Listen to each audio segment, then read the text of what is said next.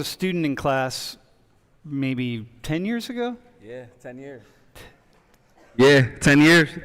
He used to sit right in the front, right here, and was just one of those people that when you meet him, you know, dude, you just have it going on, man. He's just a cool dude. And when he was 18 years old, he was a cool dude. And yeah.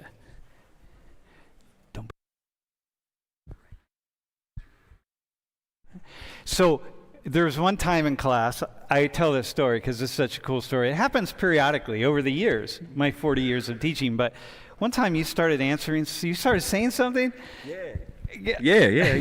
And I said, hang on a second, man, here, take the mic and get up here. And it was like 10 minutes. You were just teaching the class 10 minutes. And I just sat down, to listen to you.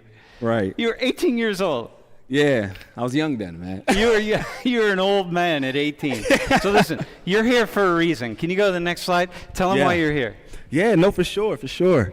All right. Well, look, hey, everyone. As Sam mentioned, look, my name is Will Smart, and I'm a proud Penn State alum. I'm also a recruitment director for Teach for America, all right? So, look, here's the thing I like to do to get y'all, spirits up, man. Because I'm an alum, you already know how I'm coming. We are... That was a little weak. We are... That's what I'm talking about. Look, I was in this class 10 years ago. I studied so many different things, and when I was in my senior year, all I knew was that I wanted to make a difference in society, but I didn't know how, right? And I never thought about teaching, right? Growing up, a lot of people might have heard, yo, don't be a teacher. And that was one of the stories that I got. But when we talk about our society, the differences, when we talk about racial and economic inequalities and inequities, what you're talking about in this class, a lot of it ties back to education, right? And the more I learned about this concept of educational inequity, the more I saw teaching is really this powerful act of social justice, right? Like right now, all kids, they can succeed, but not all kids are given the same opportunities like many of you are in this room. And because of that, what we're seeing is that we can actually predict a student's life outcomes based if we just know their zip code. Because we know how much money their parents make, we know the opportunities available to them, and that's messed up. It impacts our entire society, and we're looking to change that. So the work that we do at Teach for America is fundamentally simple. We're change makers. We're looking to make an impact on our kids, right? You could do it as a tutor, right? Our tutoring program, the deadline is November 20th, or you could do it as a lead teacher, a core member, right? It's a leadership development program. You're a teacher, you're a community leader. We place in 40 regions across the country. You can make anywhere between $40,000 to upwards of $70,000 a year.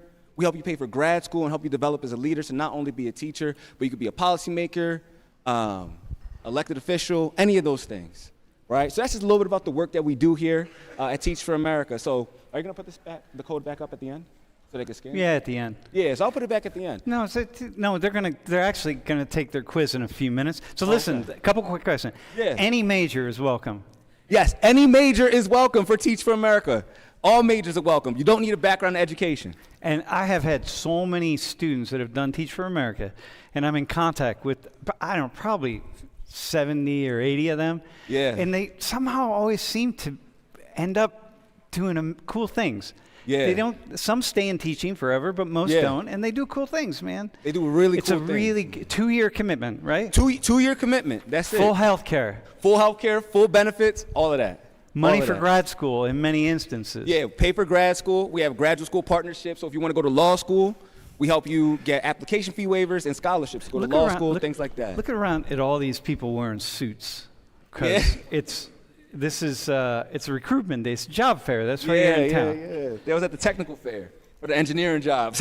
Yeah, so you could use engineers. Yeah, all no, right, for sure. So listen, but scan that. It's cool if you scan it. It's because it's good. It's good for this guy if you just scan it and fill it out. Give him your name. It's for sure. That'll help him out. Yeah, but if you put it back at the end, we're going to do a raffle. We'll put it at the end. Yeah, we're going to do a raffle. So we're going to put it back at the end, and it's going to be a raffle. The 3 people are going to select it are going to get like free Uber Eats vouchers. You know, so it's college students. Yeah, some of y'all started listening now, right? Yeah. So we're going to do a raffle for just for the students in this class that scan that code and fill it out. All right, man. Let's do the attendance code. Hey, wait, hang on a second. Can you give a round of applause to this guy? All right. All right, man, let's do attendance, and then we're going to do class. And Okay. Will, you stay right up here.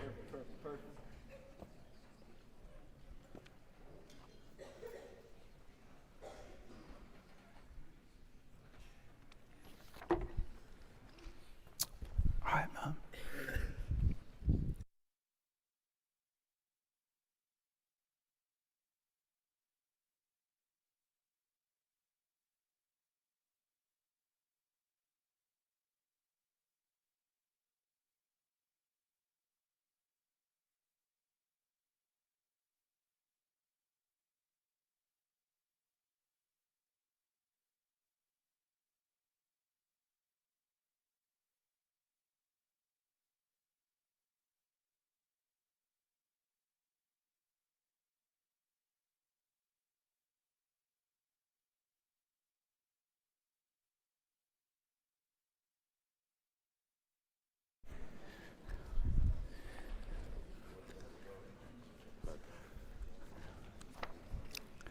All right, I'm looking forward to this class.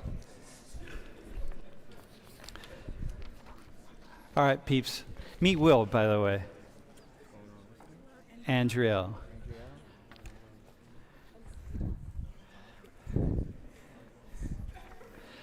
Hey, so we're calling today's class the Africans, all right? Yeah. I was informed. The Africans. But listen, I'm going to say a couple things before we start. All right? So let's go to the next slide. So first off, look, it's really would be sub-Saharan Africans, but I'm just calling it the Africans because it's just a better title than sub-Saharan Africans, the sub-Saharan Africans, right? Also, but I want to start here. You got to really understand that Africa is the most genetically and culturally diverse continent of all the continents. Okay? So there are just a few folks up there that I just put some photos up just to kind of give you a sense. So we don't get lost into thinking certain things. Go to the next slide.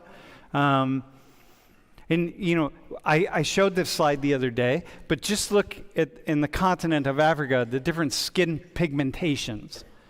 So when, you know, we have this sense that we think Africans and we have a singular idea of who the Africans are, but the Africans are incredibly complex. And when I look at the 4 of you, you absolutely do not represent all Africans. You represent a very tiny segment of Africa.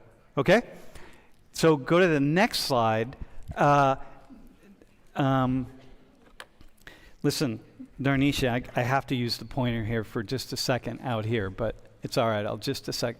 Look, one of the reasons that we sort of have many people here in the U.S. anyway have a kind of a misunderstanding when we think of Africans. We have sort of a singular vision of who the Africans are because, see these areas right here in Africa and then a little bit right over here? These are the areas of Africa from which Africans were taken during the slave trade. It's a very small part of Africa. So when you think about African Americans, we're thinking about African Americans with the features, physical bodily features. So it's going to set culture aside a second because for the most part, so much culture was lost in the transatlantic journey. But so many features are really represented right here. And so you're not getting that full scope. So here in the U.S., for example, we think Africans, and this is what we think. We think a unique group of people, but it's a very tiny select, well, it's not tiny, but it's a select number of people. Also, the other thing to keep in mind, for those who really don't have a sense of this, relatively a small percentage of all Africans came to North America. So just get a sense of that as you look at these. Okay, so here we go. Next slide.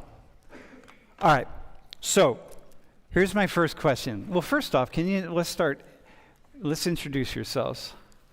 My name is Marvelous. I'm a first year and I'm a comp sci major. Wait, and what's your ancestry? Like, say something about. I'm from Nigeria. But you were born there. Yes. And you came here at what age? 2 years old. Okay, all right. And you live in Texas? Yes. You've lived in Texas your whole life? Yeah. You don't have a Texas accent, do you? No, I do not. Did you resist that or something? No, I do say y'all a lot, but that's about it. Yeah, all right. Have you ever owned a pair of cowboy boots? Well, Yes. yeah, all right, that's cool. And a pickup truck? No. All right. All right, man. My name is Zatara. I'm a third-year biomedical engineering student, and I'm from Maryland. And your ancestry? And ancestry is Nigerian. But you were born in the U.S.? Yes. Okay. Both your parents are Nigerian. All right. My name's Andrielle, and I'm a fourth year. I'm a global international studies major, and I was born in Liberia, and I came here when I was 8 years old. 8 years old. Where in Liberia, by the way? Monrovia. Monrovia. I was going to say Monrovia because, the chances are that it would be Monrovia. All right.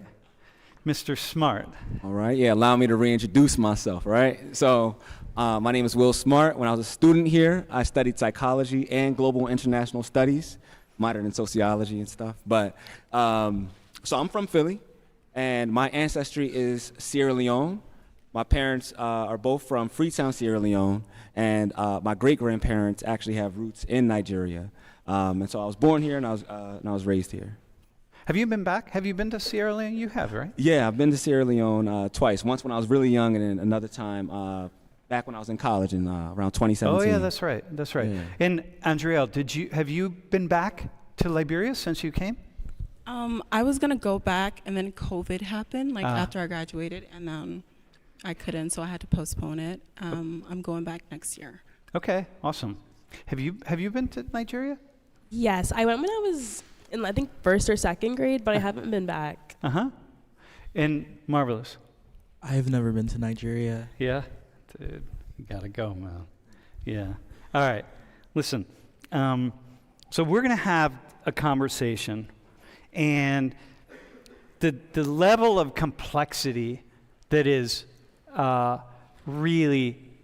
would be required of this conversation, the number of people who would have to be up here to represent the Africans would have to be so huge, so many people. So we're not able to do that. But what I want to say is to the others of you of African ancestry, and again, let's be really clear here for a second. Just for this class, I generally say African American for people in the United States who trace their ancestry to slavery. Okay? That's not how we define it in the world of sociology, but that's how I define it. Because it just makes it easier for what we're talking about. Then you have West Indians or Caribbean Americans or Black Caribbeans or Afro-Caribbeans. So these would be people, if we go back to that slide, if you go back one slide, two slides actually, one more, go back to the map, right there. So all of this right here, West Indies, right in here, is what we'll be talking about, okay? So many of you, right, Jamaican and Puerto Rican and from Trinidad, Dominican Republic, Haiti, etc. But what I want to say is, those of you who feel like if you want to contribute something, like we're having a conversation and you really want to say something, just raise your hand, man. G-Dog has got you. G, my first question goes to you, actually. When you think of the Africans, is this Korean, American from Texas, and you've had interactions with a lot of it. What's like a question that comes to mind when you think about Africans compared to African Americans, let's say? What's a question that you have? Why are there so many neighborhoods that's dedicated, quote unquote, dedicated for black people? I wonder. There's so many what? Say it again. So many dedicated neighborhoods that only has black people living in them. That mean like they're really, but what's that have to do with Africans? Well, you visually see it, right? All right, so for you, you're putting this, you're just like seeing a mix of people. Yeah, as a person who grew up seeing all these neighborhoods, segregated, just certain people, certain types of people who look certain way, living in certain town. I always, wonder like, why do people live in that? All right, live that okay, way? all right, man. We're gonna get, we'll get to that in some way. All right, I like that. All right, listen, man. What are some things that you wish people knew about Africa? About your culture. Let me stick with your culture. But if you want to express it out, as kind of representatives of a continent, which is really hard to do, but go ahead. Sorry. I feel like when people think of Africa, they think of like dirt and like poor people, I feel like. Whereas, at least where my family's from, it's not all of that. Like my family that lives in Nigeria, they all have these like huge mansion houses. They have drivers, maids, people to, water their garden, like kill their goats, stuff like that. So, So you wish that people didn't automatically equate Africa with poverty. What's someone else? Marvelous. Do you have something? I think people should think that Africa is kind of like, think of it like LA, like Lagos, and Nigeria is really, what I've seen is beautiful. Family there is beautiful. It's like towers, skyscrapers. It's not like huts or like hunting for lions or anything. There's markets there. How many times have people asked you, like, did your family, do you have lions? Like, do you have that? Yeah.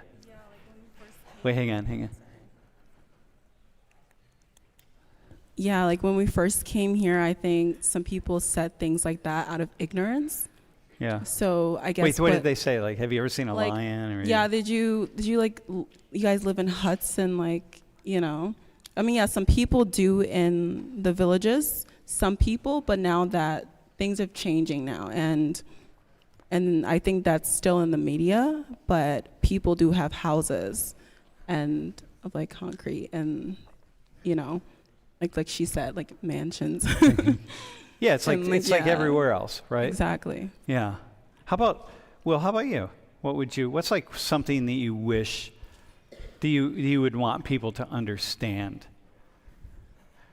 There's a lot, and I think first and foremost, like Africa is a continent, and it's important to say that because a lot of people, they'll be like, oh, I was like, I've been to France, I've been to this, I've been to that, and I've been to Africa. I'm like, all right, but where in Africa, right? First thing, it's a continent, and it has so many diverse countries, cultures, and peoples.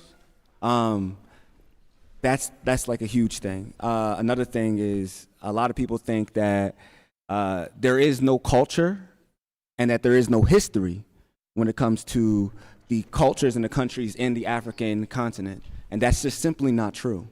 And I wish people knew about how much the Western world has systematically erased and brainwashed people into viewing Africa through a particular lens that leaves us so ignorant as to its possibilities and its history. All right. That's what I wish that people knew. Yeah? Yeah. Okay. All right. That's a dude. You could go on, man. So, I think that. So one of the things that.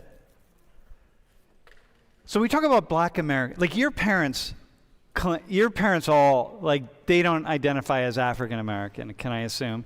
No. Yeah. They don't identify as that. How does your mom? How do they identify?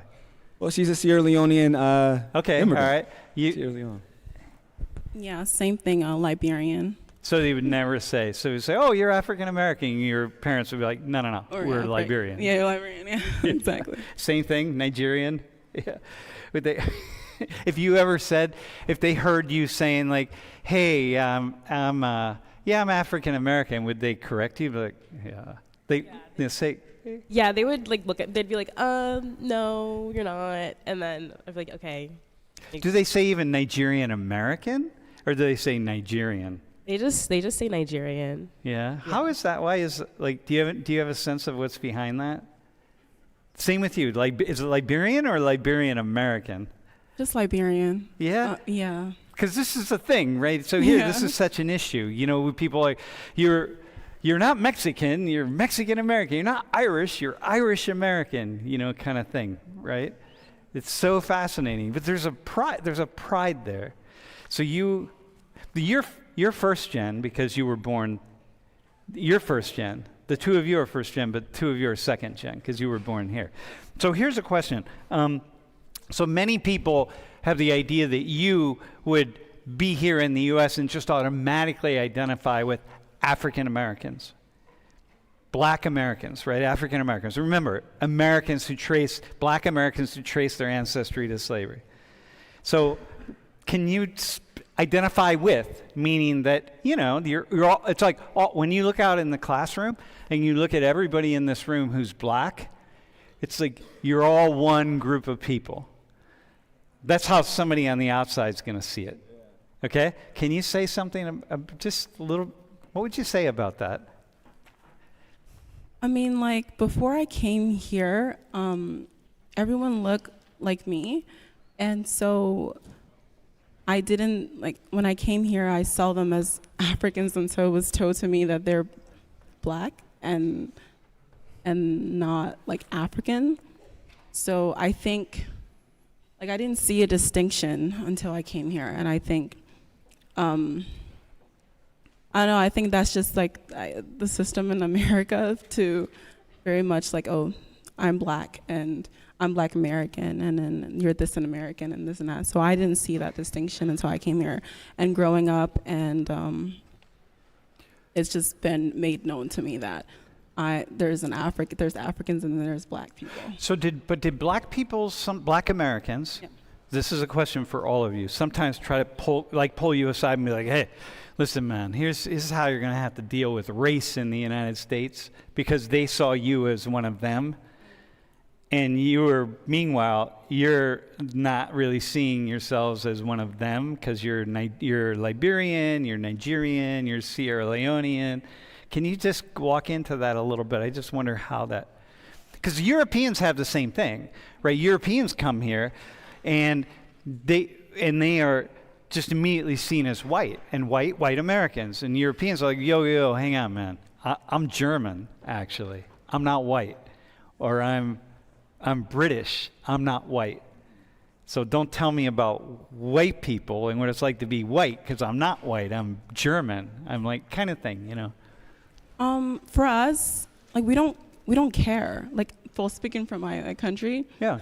And you can just speak for yourself and your experience. Yeah, for me, like, I didn't care about, like, being, like, seen. When I first came here, like I said, we don't have, like, the races, like, different races and all that kind of stuff. It was just African people, and, like, I didn't like see, like, them and then us. I think it was told to me by like a lot of Black people that I met that they're Black, you know, and I was like, oh, I'm not African, I'm Black, you know. Got you. Okay. You were being reminded of where you fit in the hierarchy here in the U.S. Yeah. Okay. How about the two of you? Do you have what would you say about that? Like being like this balance of being Nigerian but being Black in America, and it's like kind of like they're very different things, you know. What would some thoughts on that? I mean, being Black American is different than just being African. I don't see, like, when like she said, I'm not saying like, oh, you're Black American, I'm not, so I'm not. It's not like I'm trying to say. It's not like I'm like aware of that. I'm like hyper aware of it. It's just something that's like whatever. Like you know, we all look the same, so I'm not gonna be like, oh, since you're not like me, I'm like better or Yeah. than you in any way. But there is that kind of separation piece. Yeah. Because you have this other culture that's... Yeah. So now you have Nigerian culture and you have U.S. American culture. And so you've got these two. You're like this dual culture person. How about like, how do Nigerians talk about Black Americans?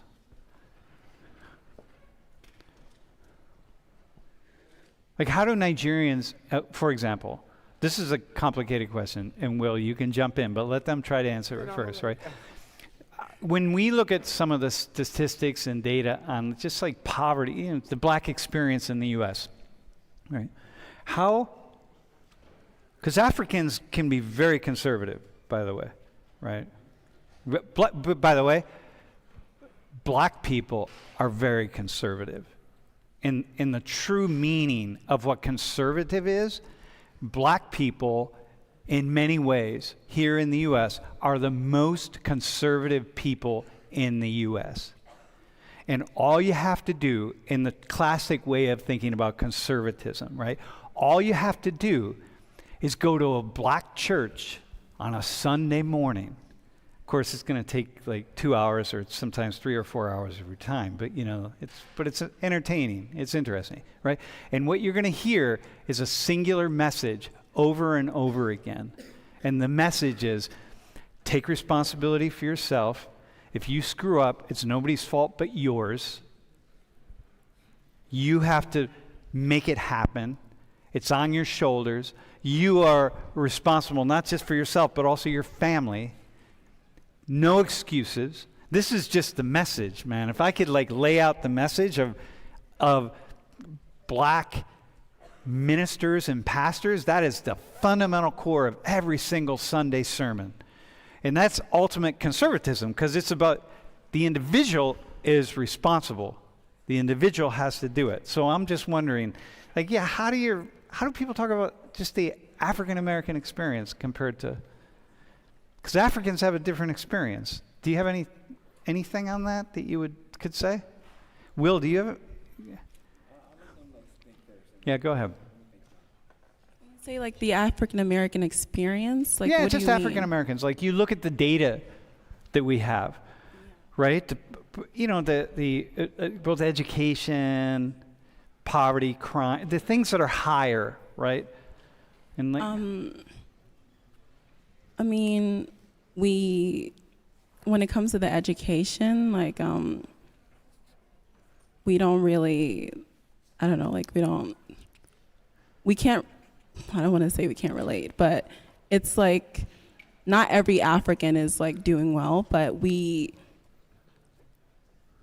don't know, when we come here, we expect to like, it's like instilled in us to like, yeah, you know. because you're Like immigrants. school, exactly. Like school, you come from a place that doesn't have as much opportunities. When you come to the U.S., has a lot of opportunities. Like when we come here, it's like school is your number one priority. Like that's. So we're going to go on to that on the next slide. But are there like, I think are there stereotypes? Do you see stereotypes from the like Nigerian community? Will, you could, yeah. Like, I would say some stereotypes is that Nigerian parents are very like strict, Yep. which is true from like my experience. Yep. And they really try to emphasize education, which my parents also do. School comes first before anything else. Yeah. I would say stereotypes related to that, yes. So. All right. So let me ask. Well, let me. So look at this, by the way. The number of African U.S. residents who immigrants from Africa. It's not. We're at like 2 million at this point. I mean, the numbers are just going, and and 1 in 5 Black people in the U.S. are immigrants from either Africa or the Caribbean, which is pretty significant, man. Very significant. So this is like, you all represent a very large and growing population. So go to the next slide. So here, can you, bachelor's and graduate degrees, so of people who are 25 and older in the United States who have either a bachelor's or a graduate degree, okay? 42% of immigrants from sub-Saharan Africa, that's like you all, 42% have at least a bachelor's degree. In the U.S. population, overall, it's 38%. Look at Nigeria's number one. 64% of people like these two people right here, these first gen and second gen Nigerians, 2/3 of any Nigerian you meet 25 or older has at least a bachelor's degree. Okay? So can you talk about that a little bit? Like what is that? I think it's because, as she said, like parents are very strict. They want you to focus on work and work alone. And they don't mess around with education. They want you to have the top tier grades, top of your class, something to brag about with other parents. So. Mm-hmm. I guess I would say the same thing, that, and like, because I'm second generation, so like my parents came here, had like nothing. So like my dad went here on like a visa scholarship. Mm-hmm. So, because, he had nothing, he wanted to make sure that me and my siblings, really pushed ourselves. And Yeah, but a lot of people have nothing. Yeah. There are black people all over the U.S. who have nothing, and they've been here many generations. Like me, I'm a white guy that's been here I can trace my ancestry back to in the United States for a big part of my lineage for 200 years, and I was still working class. I'm like, what happened to my family, man? Like, you had all the privilege and possibility, and you never made it beyond working class, okay? But a lot of people have that. So what explains it? What is this? What do you see?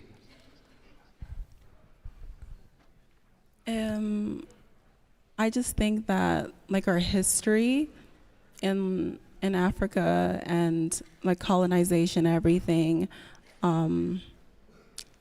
just there is like a lot of people who really want to do well, but there's not a lot of opportunities, like jobs availability, like available in like some places in Africa.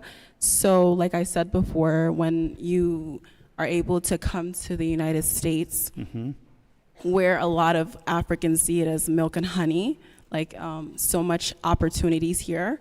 The last thing like our families or parents want to see is you like wasting the opportunities. They sacrificed their whole entire, like they uprooted their lives in their communities, everything, to come here. And it's for you to also advance the family and your generations to come. So like that's the reason why it's like we like doing so much in education is important. Okay, so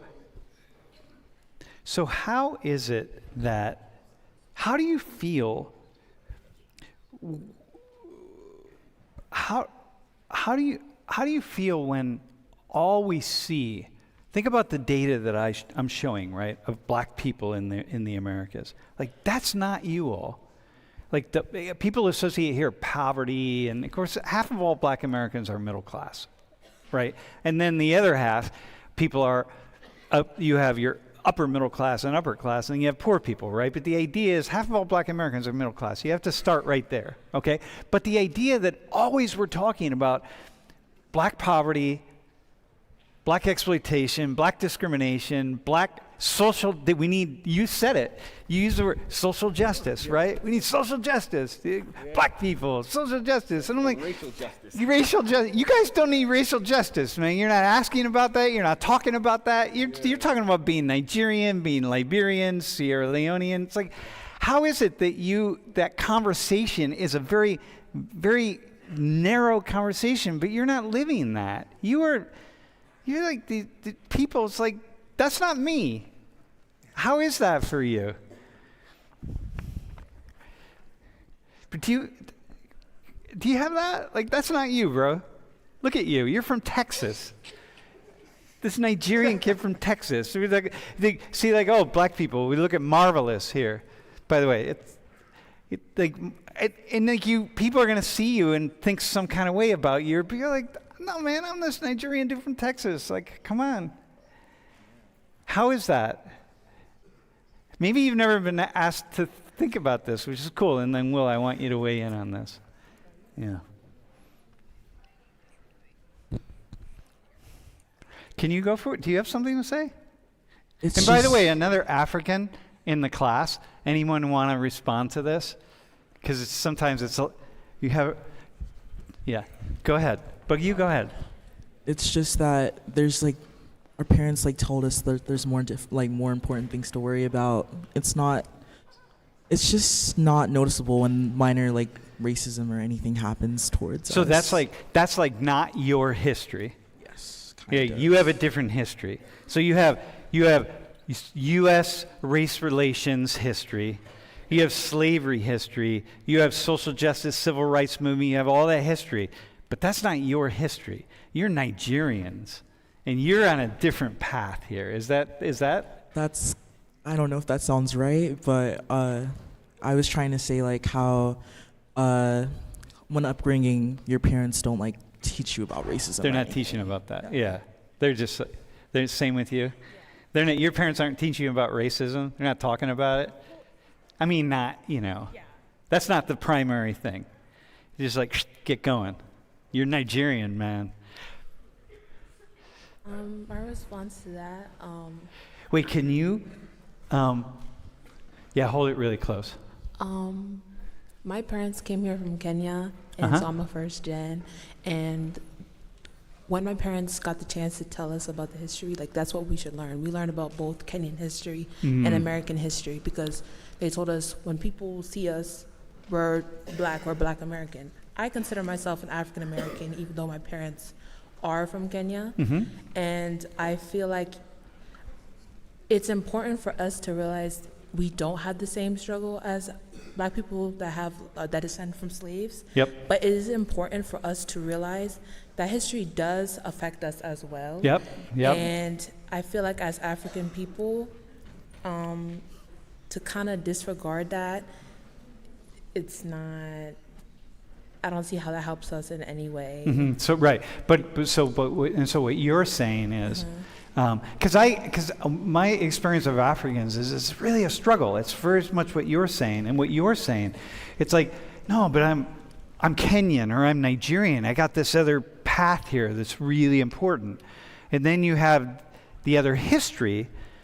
This other world that we're working at, which is what Will's working at, with social justice and all of that, like trying to really move the whole world forward. But you're living in both worlds constantly. Yeah, this is what. Yeah. Huh. Do you feel like you're living in two worlds a lot, like as an African guy and as a 100%, Sam. 100%. And I love that you're sparking this dialogue. Because one of the things that makes this conversation so hard to have is that we just don't really have a good use of language to talk about race and ethnicity. So for instance, how many of y'all have tried to fill out like a form and ask you race/ethnicity, right? And I'm like, all right, cool, where do I check? Black, American Negro. I'm like, all right, but where's my people, right? So I bring that up to say because race is completely, it is a distinct thing, and so is ethnicity. But the reason we struggle and we have these like bickers and this tension is because people are thinking that they're the same. And it's like, yes, I am Black, and I'm also a second generation Sierra Leonean immigrant. And what does that mean for me to live in America, right, where I'm like, yes, I have a different history than a Black person who's descended from chattel slavery, because my parents have a unique history. But growing up, I'm 9 years old, I'm going to Rite Aid just to get Reese's, and I'm getting followed around in the store. People calling police on me. So it doesn't matter, right? So it doesn't matter because, as the young woman said over here, race is a system that's based off of what you look like. And when they see your skin, they see you as Black, you're a Black man. When you stop by the police, you're a Black man, you're a Black woman, you're a Black person. Which is for me so interesting with the four of you, you're not just black students. You're black students with a different history, with something that's added onto it. It's like it's very complex, which we all are, right? Exactly. Hey, really fast, G, can you go back? I have another question for you. When you see that 49% like Kenyans, so this would be your parents, your aunts, your uncles, everybody you know, 25 and older, will be you pretty quickly. That 1 in 5, 50% of all Kenyans 25 and over have a college degree and very often a master's or a PhD. How do you feel as a Kenyan when you see that? I feel really proud because when we go back to Kenya, like I've been like 8 times, the percentage of Kenyans that are educated in Kenya, it's smaller than this. Mm-hmm. So I would say I'm really proud that we're like in America, that we have a big percentage of us that are doing well. Yeah. So yeah. Yeah. And when people, and so for all of you, like when people just put you in categories, because like you're so highly educated, right? Mm-hmm. And then to put you in these categories of people, we're like, oh, you're black. You're being followed around at the CVS or Rite Aid or whatever because you're being put in a category of poor, high crime, all of this stuff. It's like, come on, man. 2 out of 3, like your whole family, everyone, like the 2 of you, you know what I mean? You're so that's like, it's such a different. I think as part of this conversation is to open that up a little bit to say, man, constantly. So how is it for you then to just constantly see all of the data? I want to go back to this question. The data about black people and poverty. Black people poverty. Black people poverty. How is that for you? Do you have like, or do you just, it's not you, you know, or? I think like what you said, it kind of groups when you said you're filling out like an application, it only says African American or black, and it kind of groups everyone in one. I mean, I know they can't put every, ethnicity on the list, but it makes like people in general to just judge you, like based on your like appearance, because they just assume that that you're black or they assume certain things about you. Exactly.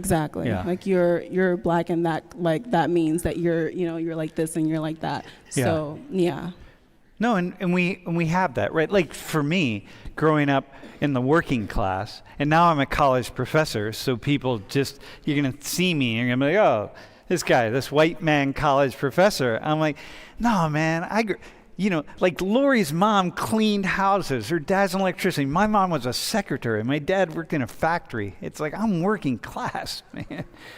So but people see me in a certain way. Hey, we have another question from class? Or a comment?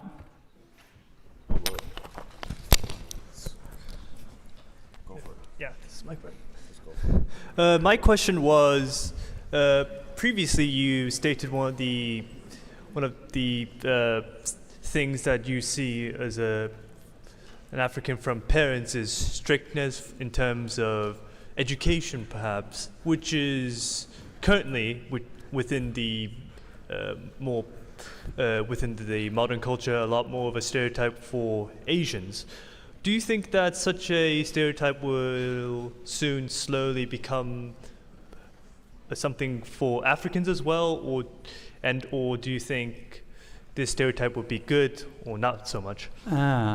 So here, how about take that idea of really strict education's important. I mean, I know, I was part of Lori and I had a project in Ethiopia for a few years, and man, education was everything in Ethiopia, right? They didn't have the resources. That was part of what our project was, but how do you see that as unique as part of Africa? Like, do you, just the 4 of you, see that as part of Africa? Or is it unique to your experience? Or do you I think what he's saying, this is a stereotype of Asians, right? Education's everything. Yeah, in a way, yeah. When I meet an African, I'm like, wait, hold on. Like, I can guess your major. Like, what are you doing here? Yeah. It's like if you're not going to school for law, doctor, engineer, something that can make lots of money, and like you said, for them to like brag to their friends about you, then they'll look at you like, oh, like you're not. They'll kind of like shame you sometimes for not doing one of the top things in like university or something like that. Yeah. And and what's your but in Liberia, same thing? Yeah, like that's most like I think like African in general. Yeah, like if you say you're going to school for, I don't know, like acting or sociology. Like like go ahead, you can say it. Sociology. Yeah, they're gonna be like, oh, what are you gonna do with that? Like, what are you gonna do? Like doctor or something? And when you're younger, they already start like telling like the kids, oh, she's gonna be a doctor. Oh, she's gonna be a lawyer. It's they start that from like an early age. So it's Do you have a response to that also? I would agree. So my parents like really pushed being either a doctor, engineer, lawyer, something that would earn high money. But I feel like it's more towards they want us to be able to support ourselves, after we leave home and like get married and stuff, which I understand. But I think most, at least from my experience, I think most African parents, do want their kids to do engineering, medicine, something like that. Hey, you guys, you mentioned being strict. Can you say something about that? Because the Africans are known to be really, really strict parents. So, I mean, I don't know. Well, there's something. So, for one, I didn't have my first cellular, I didn't have my first phone till freshman year of high school. And I am still not allowed to have sleepovers at my age of 20. Really? Yeah. And you're in college? Yep. Wait, can you have a sleepover while you're in college? It doesn't make any sense to me. So, after I graduated, my parents let me go to Deep Creek, Maryland. It's like this woodsy, nice. Yeah, it was nice with my friends, and that was like my first time I could sleep somewhere else than my house. Whoa, seriously? Yeah. Yo, that's strict, man. So it's like really holding it down. I mean, this is the stereotype of Africans. It's the same. Would you say that with your African back home, the strictness? Yeah, I would. Do you have anything to add to that? What would you add to it? The same thing that my parents were my mom was a helicopter mom where I couldn't do much. Yeah. Unless I was in her sight, and if it didn't pertain education, then I couldn't do it, or she wouldn't allow it, basically. So this is the idea. We talk about helicopter moms as being Korean, Japanese, Chinese, Asian moms, right? East Asian moms. But Africans across the board are helicopters. Also, parents are very often. Yeah.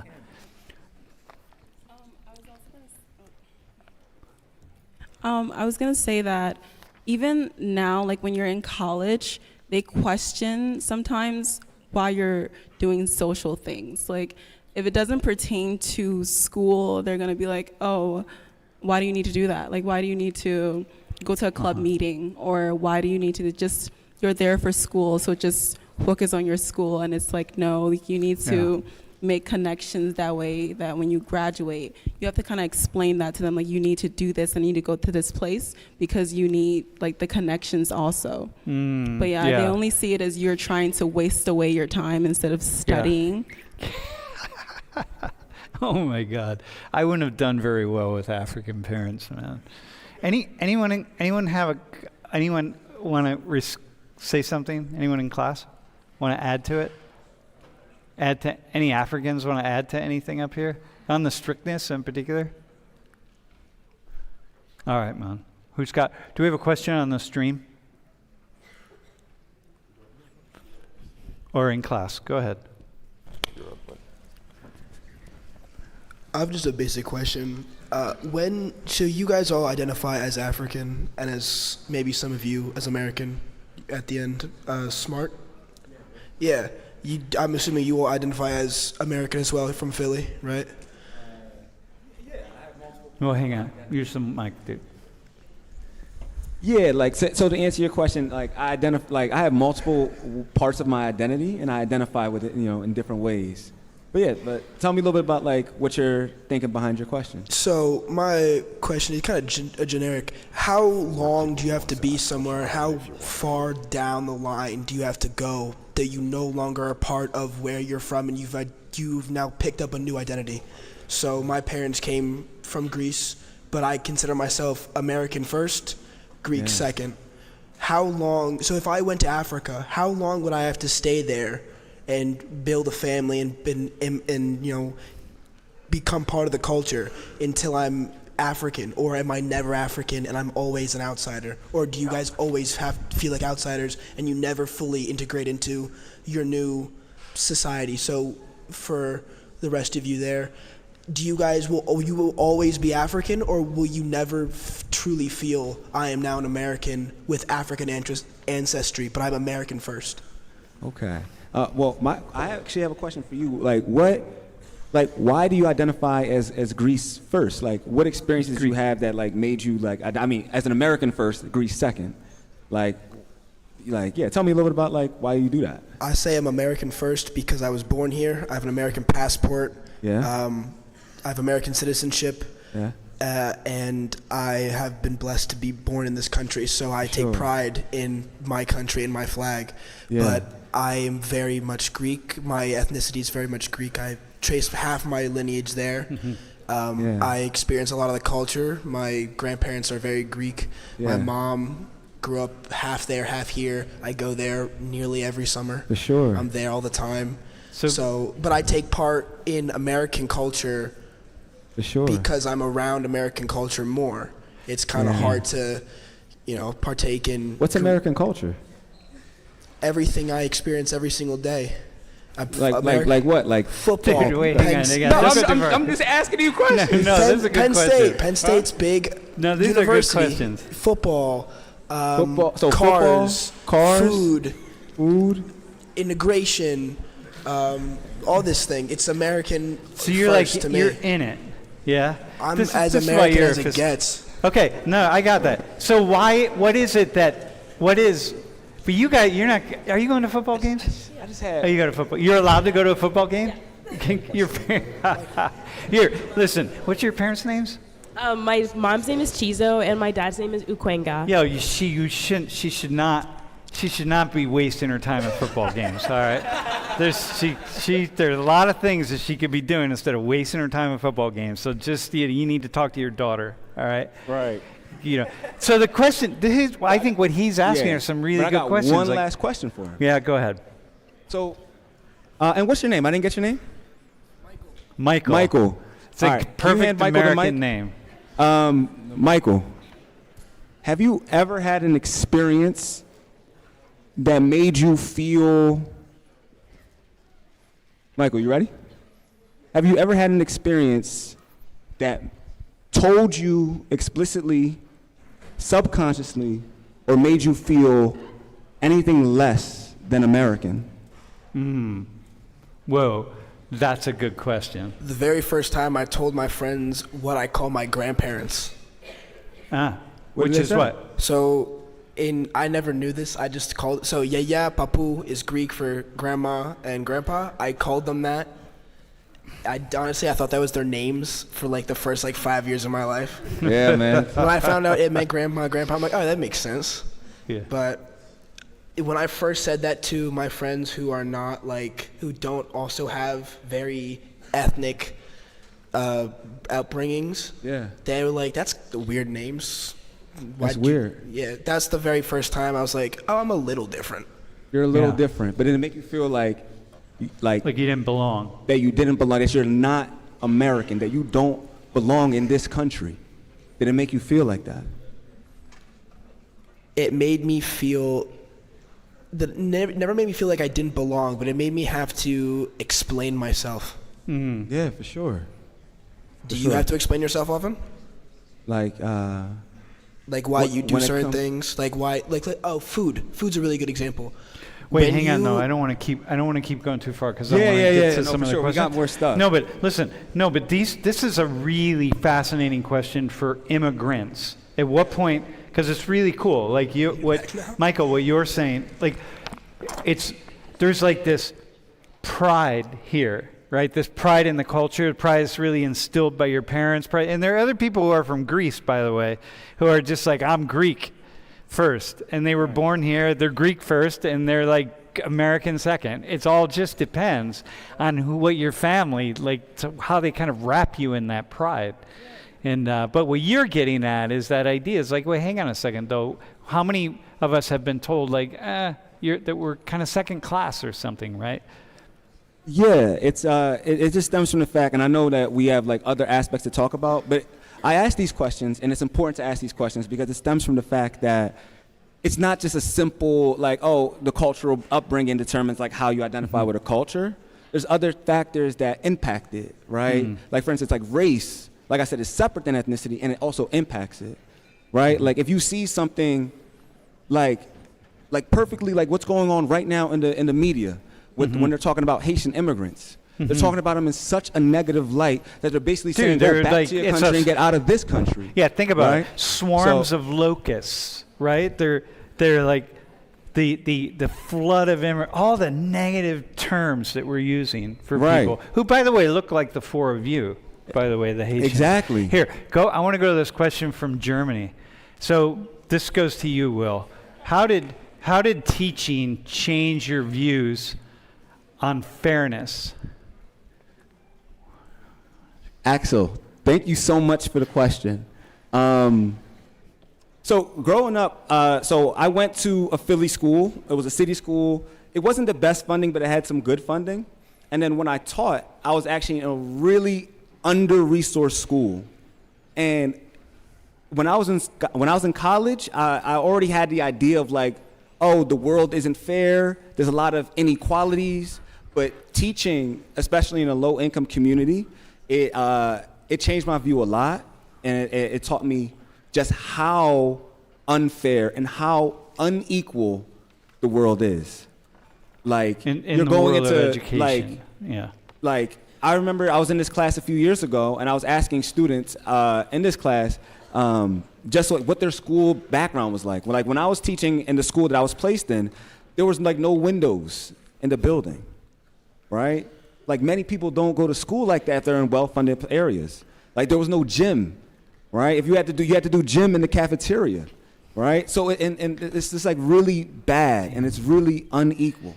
And so teaching actually more so just taught me a little bit more how unequal the world is, and really what we need to do to really like fight for change. And even, we go to just talking about Africa, right? So the four of you have an experience of Africa that's different than the experience of many Africans, because there is a lot of poverty in Africa and a lot of struggle. Is there another question from the stream?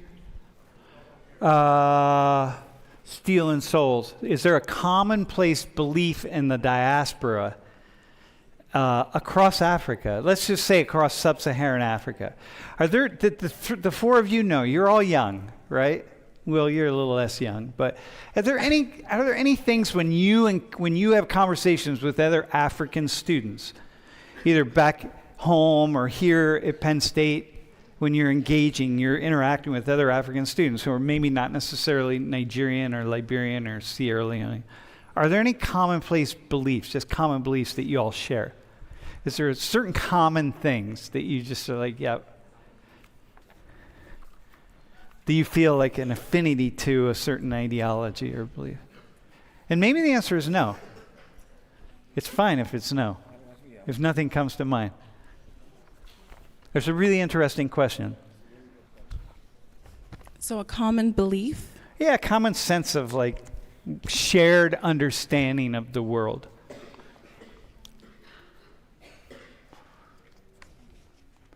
Do you have anything or no? Would you say no? I mean, don't feel like you have to come up with something. Yeah? Nothing? Wait, no, hang on. Go for it. Andrea, do you have anything? When you said of the world, like respect can get you a long way, like respect. Yeah.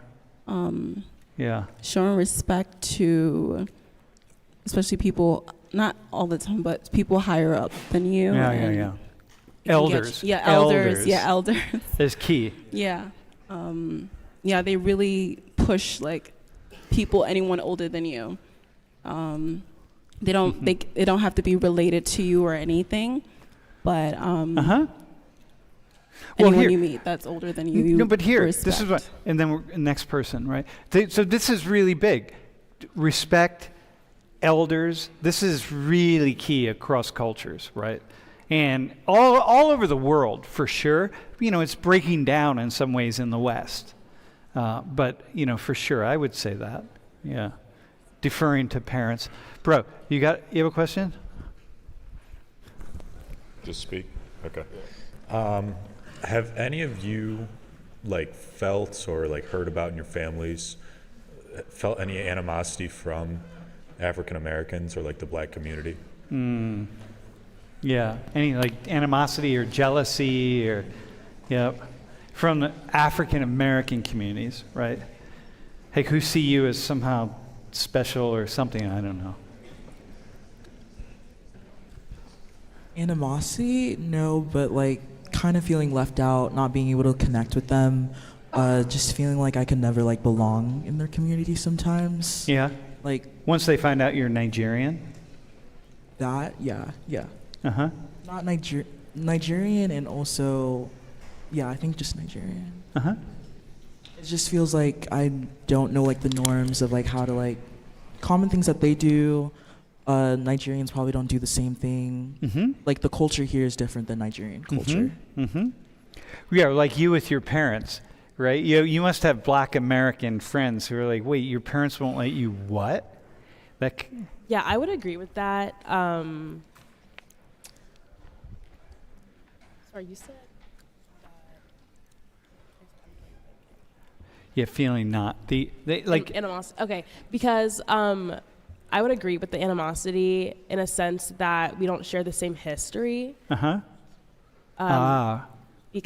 like, at least as far as I know, like my ancestry, I don't like most Africans don't trace it to the slavery to the to America. Whereas like Black Americans here trace their ancestry back to slavery. So I would say in a sense that. And I hear Black Americans sometimes say, "Look, you didn't go through this. Like your family didn't go through what my family went through, and like so somehow you're special or you escaped something, and that's kind of a source of animosity of some sort." Yeah. Dude, that's a good question, by the way. Yeah. Did you say your name? My name's Allie. I was wondering what your thoughts on colorism in Africa was, because I feel like that's something that's really relevant. Colorism in Africa. Yeah. How about in Nigeria? So you're lighter skinned? Yes. So in Nigeria, most people are, some people are like lighter skinned, some people are darker skinned. The wealthier people are going to be a little lighter on average. Yes, but I don't know. I feel like at least in my experience, I feel like the people that are older than me, like my grandma and like my great grandma, they would prefer me to be darker. Okay. Like my grandma has told me because my grandma lives with me, and she when I was younger, 'cause I was really light when I was younger, and she told me that I should start drinking more chocolate milk so my skin could be darker. Is that how it works? Yeah, no. Any science, any chemistry majors out there? Wait, so if you brought home Will as your boyfriend. Look at this beautiful, handsome, dark-skinned man. Not your parents. I don't want to throw your parents under the bus.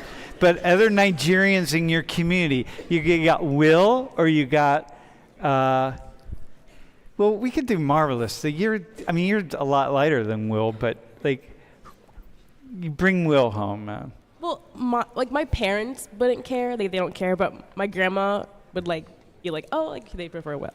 She prefer Will. She prefer Will. Yes. But colorism would be like, that guy. He's a little dark. Man. Yeah. And I feel like it depends on the person. Yep. Okay. Yeah. Totally depends on the person. Yeah. But across the board, there is a colorism thing happening, just like here. It's happening in Africa. Yeah. For my country, no, we don't have it Yeah. as much. No. Well, you people are, yeah. Okay, no, go ahead. Yep. Yeah, we don't have it as much. Like Mhm. if the person is good looking, they're good looking. It doesn't matter what color they are. Mm-hmm. That's what we think. Yep. Yeah, Yep.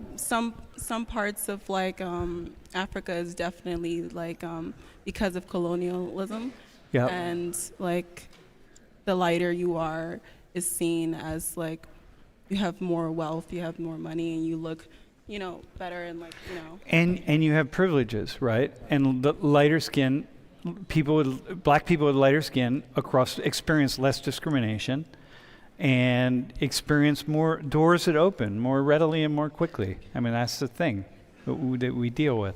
Hey, let me show you. I want to go to another slide here real fast. No, go ahead. We can go to the next question. Just let's stick with question. Who else? You got? Yeah.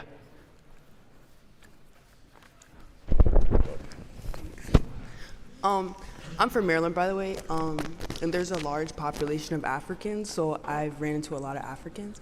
Why do Africans have the perceptions that Americans are lazy? And another question is, why do Africans think African Americans have no culture?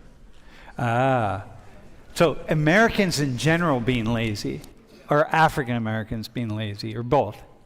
It's both, yeah. Yeah, y'all there is a thing here that Americans, Americans are lazy. Like, that's a thing. Y'all kind of look down, it's a thing, right? Can I just, She's saying it's a thing.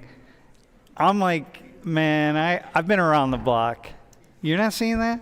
No, not around me. I don't hear conversations of like, oh man, Americans are so lazy. Like the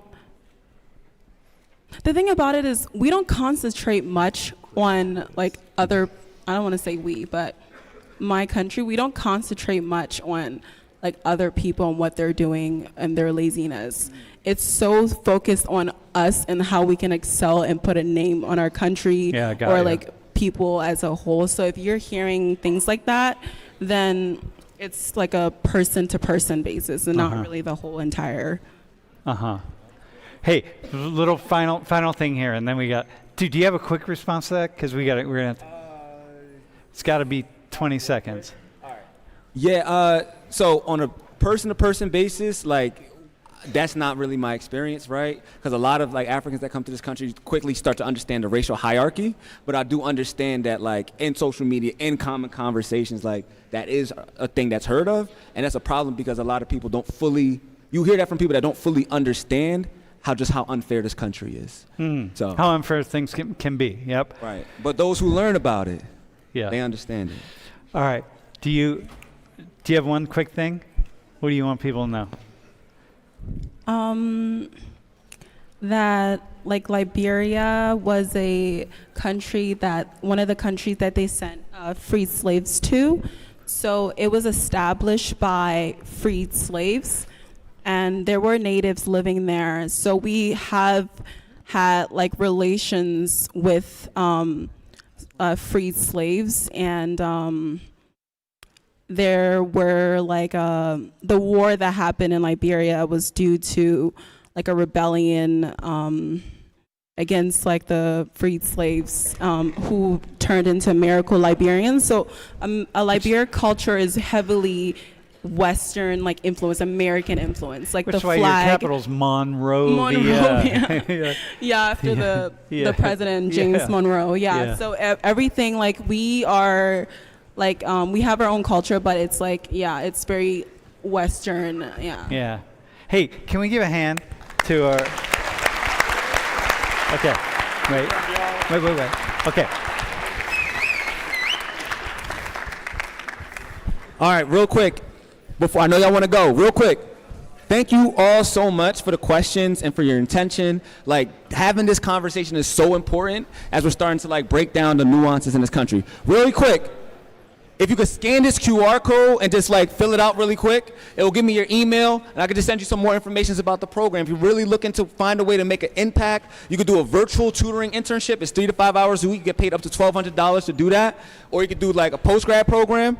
But here's the thing. If you fill out the QR code, I'm going to enter you into a raffle, all right? So take 30 seconds, you fill it out, show me your screen. I'm going to make sure you're entered into that raffle, and you get up to $50 in an Uber Eats gift voucher. I'm going to hand out 3, but if enough people fill it out, I might hand out up to 5. But all right? you can do it. We can give it to me, and I can bring it to class next time, You right? can bring it to class. But yeah, just All take right. a quick minute, fill it out. There you go, my guy in the back showing you your screen. That's what I'm talking about. Dude. Excellent. That's what I'm talking about. My guy, look at that right there. Awesome. I see you back there. I see you. Great job. Awesome. Awesome. All right, Great man. job. Here's our cool work. Here's our quiz. That's what I'm talking about. All right. Thank y'all so much. Yeah, there's the quiz, man. Yo, and if you're looking for a job, man, come talk to Will.